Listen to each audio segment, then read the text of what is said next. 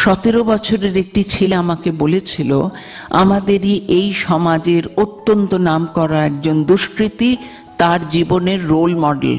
বললাম, কেন বাবা, এত লোক থাকতে সে কেন? বললো, পাওয়ার পাওয়ার। বুঝলে আন্টি, তোমার থেকেও তার পাওয়ার অনেক বেশি। বললাম, হ্যাঁ, কিসের পাওয়ার? জানো, তুমি ওর মতো যদি তৈরি হও, তোমায় কতদিন জেলে ভর্তি থাকতে হবে? বললো, আমার বাবা ইঞ্জিনিয়ার, তাতেও একটা স্কুটারে করে অফিসে যান, কোনো নামী ক্লাবের মেম্বারশিপ নেই। আমি যদি ওর মতো হতে পারি 6 মাস জেলে থাকবো, আর তার বাইরের 6 মাস কত বাড়ি, কত গাড়ি, কত নারী। স্তব্ধ হয়ে তাকিয়েছিলাম কয়েক মুহূর্ত। কোথায় চলে গেছে মন? বলছে, বন্দি থাকবো 6 মাস, আর বাকি 6 মাস কি উদগ্র কামনা, ভোগের কি উদগ্র উদাহরণ।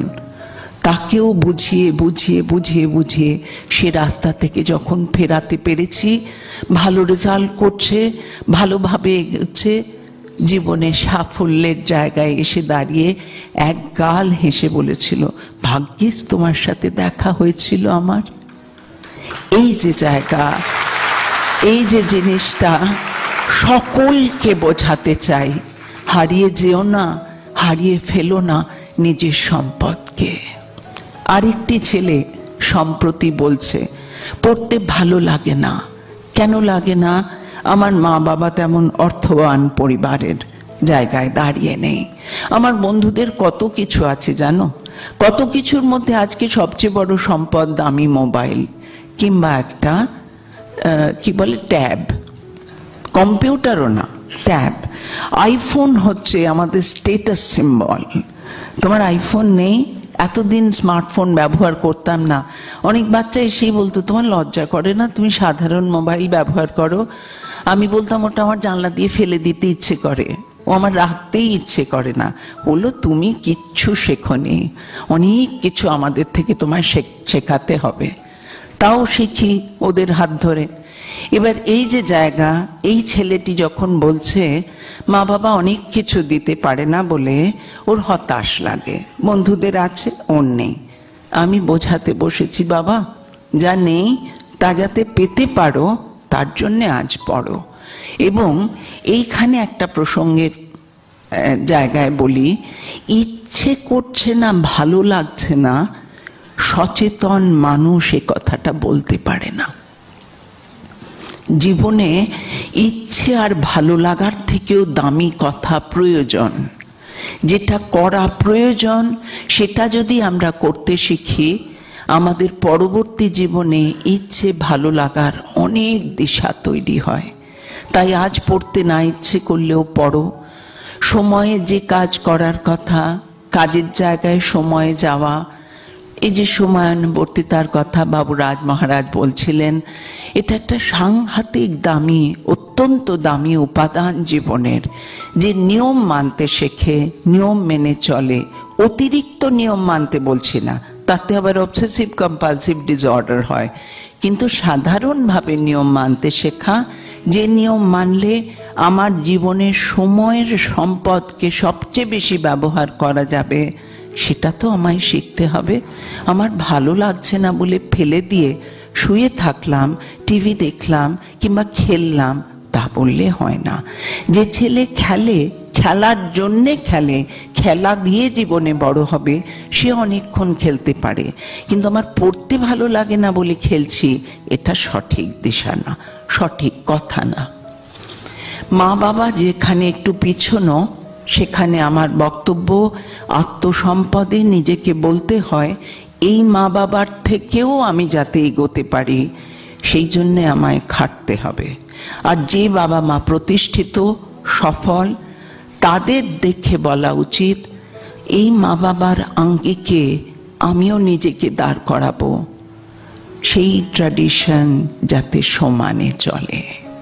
আমি মনে করি জীবনের সুযোগ, শিক্ষিত মা বাবা পাওয়া, নিজের পরিবারের যেটুকু সামর্থ্য, সেটুকুও আমাদের সম্পদ। আরেকটা সম্পদ, মা বাবার রক্ষণাবেক্ষণের ঘেরাটোপ। বাবা মা যত আগলে রাখেন, যত কষ্ট স্বীকার করেন ছেলে মেয়েকে এগিয়ে দেওয়ার জন্যে, সেটাও আমাদের জীবনের সম্পদ। তাকে দান দিতে শিখতে হয়। মা খাটছে, বাবা পরিশ্রম করছেন, তারা নিজেদের সুখের জন্যে ব্যয় না করে আমার পড়ার জন্যে, আমি যাতে ঠিক মতো এগোতে পারি তার জন্যে যে তারা জমান বা নিজেদের বঞ্চিত করেন, সেটাও তো একটা ঘেরাটো প্রোটেকশন। এই প্রোটেকশনে যে আমরা থাকি, এটা যে আমরা পাচ্ছি, এটা আমাদের আলাদা করে চিনতে হবে, সম্মান দিতে শিখতে হবে। আজকের ছেলেমেয়েরা যারা একটু বয়ে যায়, অন্য রাস্তায় হেঁটে যায় ভুল করে, তারা অনেক সময় আমাকে বলে আমার চাহিদা মেটানোর সম্পূর্ণ দায়িত্ব আমার মা বাবার, এটা আমাদের বার্থ রাইট। একটি ছেলেকে বলেছিলাম, তুমি গার্লফ্রেন্ড করেছো, তার জন্যে তোমার বাবাকে কেন প্রতি মাসে তোমায় 5,000 টাকা হাত খরচ দিতে হবে? বললো, আমার গার্লফ্রেন্ড নিয়ে কি আমি রাস্তার ধারে টি স্টলে বসে চা খাবো নাকি? আমি তো প্রপার জায়গায় যাব। বললাম, গার্লফ্রেন্ড তো তোমার, তার দায় তোমার বাবা নেবেন কেন? বললে, এটা তো ভেবে দেখিনি, কিন্তু বাবা যে আমাকে এনেছেন পৃথিবীতে, তাহলে বাবারই দেওয়ার কথা। আমি বললাম, আজ যে তুমি বলছো, তুমি যেদিন পিতা হবে তোমার সন্তান আরো বেশি কথা বলবে। ভেবে দেখো, তুমি যা চাইছো সেটা তোমারই জোগাড় করার কথা। আত্মসম্পদ, আমার কি আছে, কতটা আছে, সেটা বুঝতে শেখা, সেখান থেকে মূল্যবোধ তৈরি করা। মূল্যবোধও আমাদের জীবনের সম্পদ। কোনটা সঠিক, কোনটা বেঠিক, সমাজের চতুর্দিকে নজর দিয়ে সেটাকে আমাদের তুলে নিতে হবে, বুঝতে শিখতে হবে কাকে কোথায় কতটা সম্মান দেওয়া উচিত, কোন বিষয়কে সম্মান দেওয়া উচিত। সেন্স অফ প্রায়োরিটিও মূল্যবোধের আওতায়। কোনটা আগে করব, কোনটা পরে করব, এ বোধও সচেতনতারই অংশীদার। মূল্যবোধের সাথে সাথে নিজের ভেতর তৈরি করতে হবে সহমর্মিতার বোধ। সবই আমি নেব না, সবই আমার জন্যে না, দুটো অন্য মানুষের জন্যেও। আমরা যখন বড় হয়ে রোজগার করি, আমরা কি ভেবে দেখি যে মানুষই যা রোজগার করি তা কি শুধু নিজের জন্যে হতে পারে? হতে পারে না। কিন্তু আমি যখন সজ্ঞানে নিজের ইচ্ছে অন্যের জন্য কিছু করতে চাই, ভাবতে চাই, দিতে চাই, তা আমার সহমর্মিতা। সহমর্মিতা আমার শুধু সম্পদ নয়, আমার মননের সৌন্দর্যের টুকরো। আমি সুন্দর হতে চাই শুধু মুখের ওপরে সাজসজ্জা দিয়ে না, মনেও তো সুন্দর হব। সহমর্মিতা সেই সৌন্দর্যের দ্যোতক, তাই সেটাও আমার প্রয়োজন।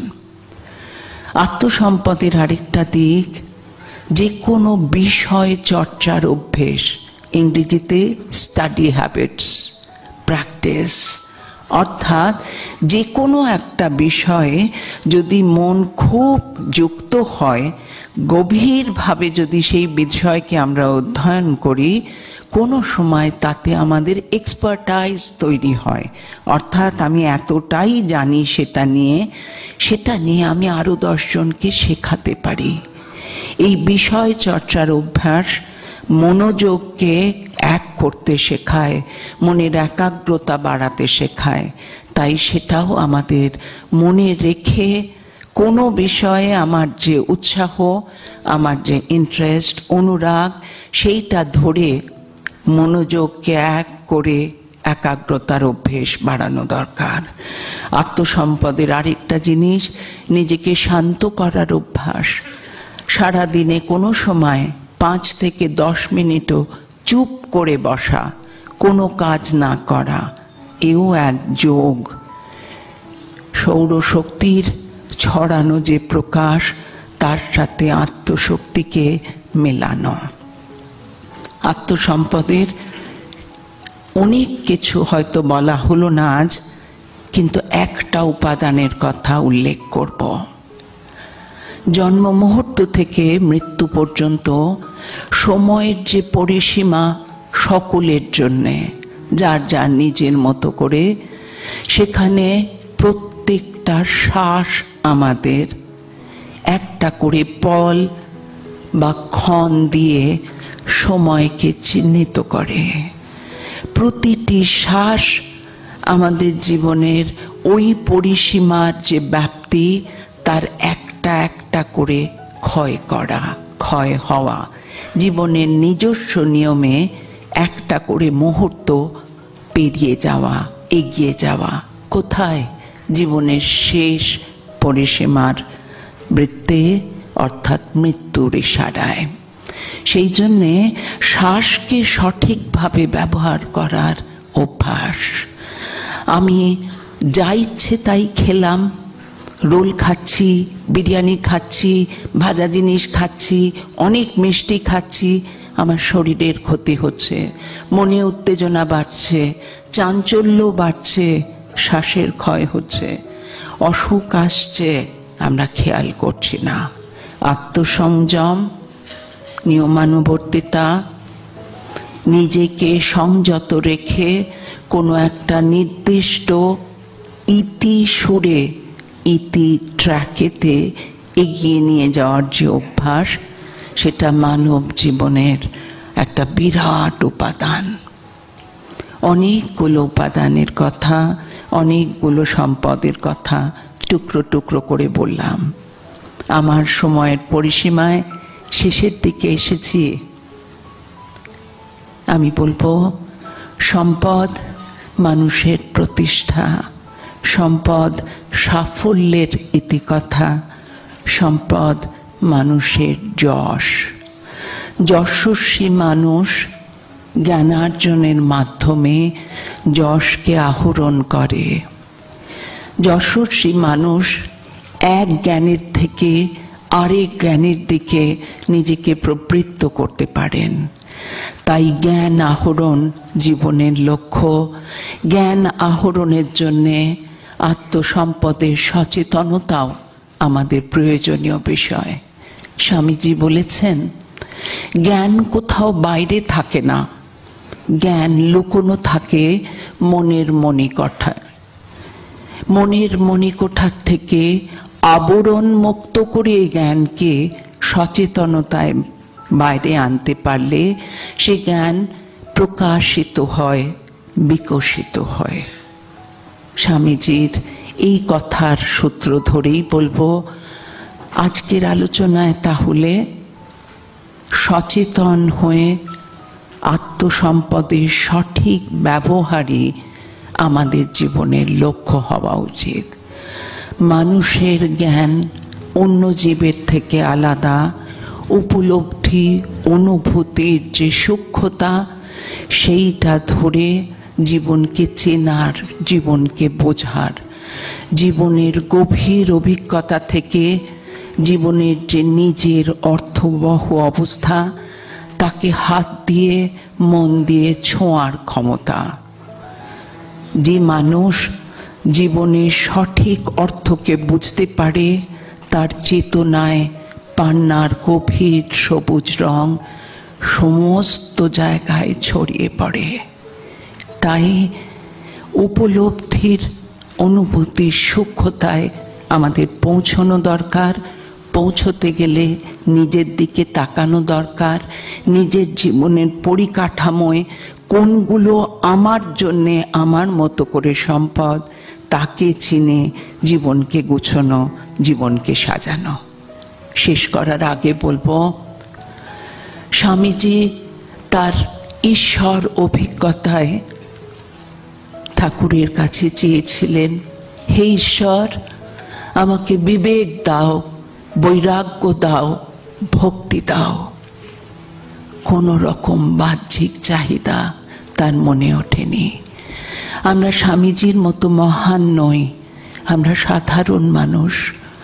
আমরা সাধারণের সাধারণত্ব স্তর থেকেই চলুন আজ সবাই মিলে শপথ নিই, আজ থেকে মন্ত্রের মতো উচ্চারণ করব, হে ঈশ্বর, আমাকে চেতনা দাও, সচেতনতার আলোয় আমায় ভরিয়ে তোলো, যাতে উপলব্ধি, অনুভূতির আকরে জীবনের অভিজ্ঞতা থেকে জীবনের আসল অর্থ আমি চিনতে পারি।